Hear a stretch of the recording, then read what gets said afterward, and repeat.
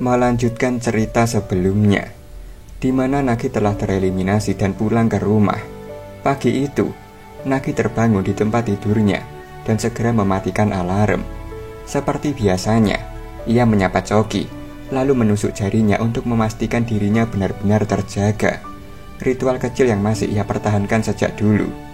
Ia menatap seragam sekolahnya dalam diam, lalu bersiap dan kembali menjalani hari sebagai siswa biasa. Di kelas, semua mata tertuju padanya. Teman-teman sekelasnya tanpa antusias membicarakan pengalamannya di Blue Lock. Mereka bertanya, apakah ia akan menjadi pemain profesional, dan menyebutkan bagaimana Reo masih terus melanjutkan karirnya. Tapi Nagi hanya menjawab pendek, cukup. Baginya, semua itu sudah berakhir. Ia telah selesai dengan sepak bola. Di tengah pelajaran, Nagi tertidur. Saat terbangun dan hendak menyantap camilan, guru datang dan menyita makanannya. Jenuh dan merasa tak terhubung dengan lingkungan sekitarnya, ia memutuskan pergi ke atap sekolah, tempat yang dulu sering ia datangi bersama Reo, dan mulai bermain game di ponselnya. Saat menuruni tangga yang sama tempat ia pertama kali bertemu Reo, kenangan itu menyeruak. Sebuah rasa rindu dan penyesalan mulai menyusup diam-diam ke dalam hatinya. Nagi pun meninggalkan sekolah dengan sepedanya. Setiap kayuhan terasa berat, seolah dipenuhi bayangan Reo yang terus berputar dalam pikirannya. Dalam perjalanan, ia melihat dua gadis berdiri terpana, memandangi sesuatu sambil berkata, "Keren banget." Penasaran, Nagi menghentikan sepedanya dan menoleh. Di hadapannya, terbentang sebuah papan reklame besar. Dalam panel mencolok itu, terpampang wajah Isagi di tengah, Rin di kiri, dan Shido di kanan, disertai tulisan mencolok, Blue Lock Jepang, U20 Piala Dunia. Nagi hanya diam, masih di atas sepedanya. Ia menatap papan itu tanpa berkedip. Orang-orang berkumpul, memotret, dan berbicara kagum, tapi Nagi tak bergerak sedikit pun. Sesuatu dalam dirinya kembali retak. Hari terus bergulir. Ia duduk kembali di kelas, membiarkan waktu berlalu tanpa arti. Saat semua siswa telah pulang, Nagi masih terpaku di kursinya. Ia menatap keluar jendela, melihat sekelompok siswa bermain sepak bola di lapangan. Matanya mulai berkaca-kaca. Dalam benaknya, ia tahu seharusnya ia melupakan semua itu, tapi penyesalan menghantam dadanya dengan keras. Ia seharusnya berusaha lebih keras. Ia seharusnya bertahan. Api semangat yang dulu menyala, momen-momen gila yang ia lewati, kini semua telah hilang. Dulu, segalanya terasa baru dan asing, hingga ia tak sadar betapa berharganya waktu itu. Sekarang, semuanya sudah terlambat. Blue Lock adalah tempat yang menyenangkan, pikirnya. Meski ia mencoba menyangkal perasaan itu, namun semakin ia melawan, semakin dalam kenangan itu menancap. Ia ingin mengejar mereka, bukan sekedar keinginan, tapi sebuah panggilan dari dalam diri.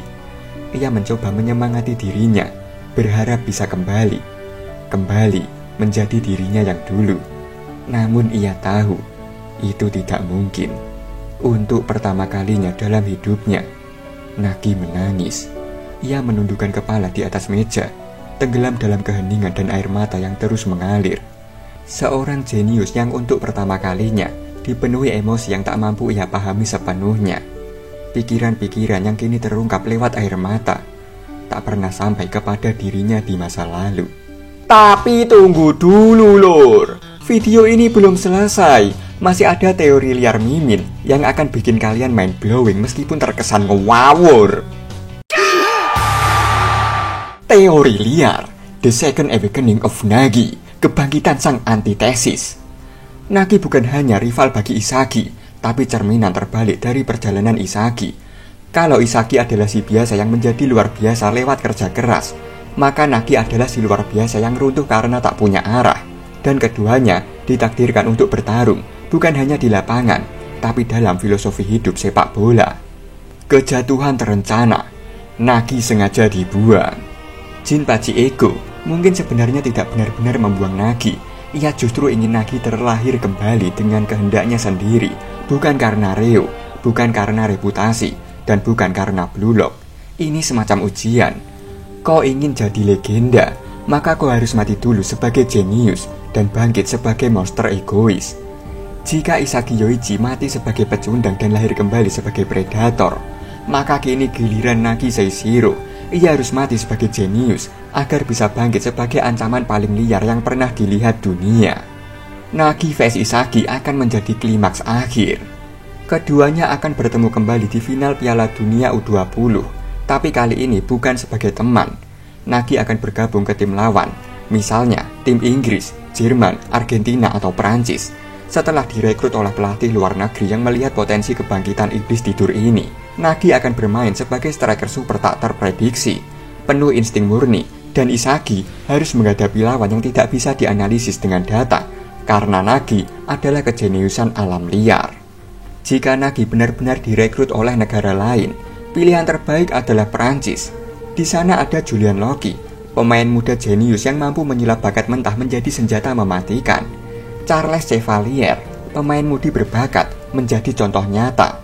Bayangkan, Charles adalah bilah pedang, tapi Nagi adalah pedang legendaris yang belum diasah. Di tangan Loki, Nagi bisa diasah hingga tajamnya menusuk dunia. Menurut kalian, bagaimana jika Loki memoles bakat Nagi?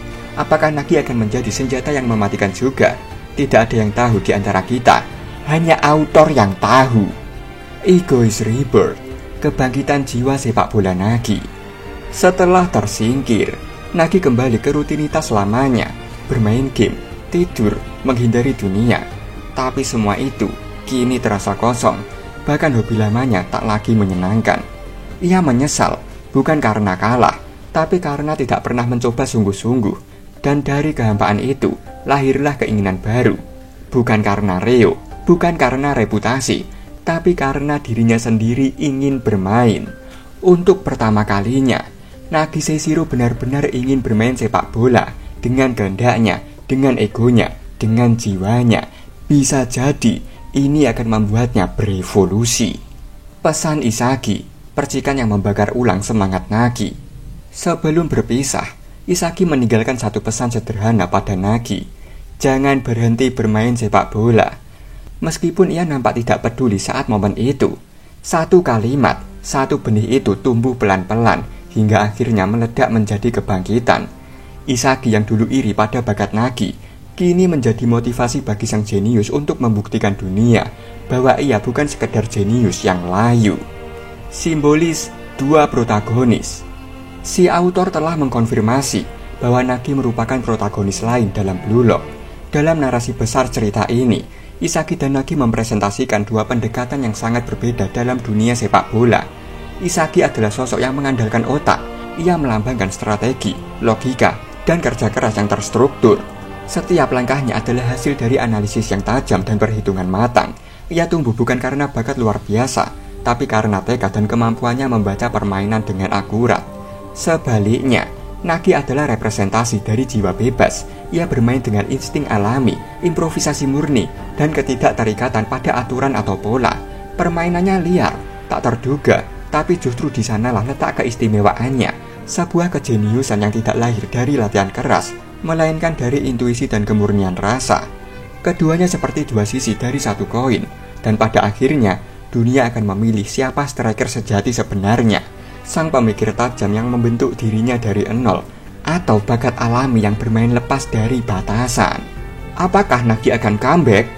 Jadi gimana menurut kalian, lur? Apakah Nagi akan bangkit dan kembali di Piala Dunia U20? Ataukah ia akan tetap menjadi penonton setelah langkahnya terhenti di tengah perjalanan Blue Lock?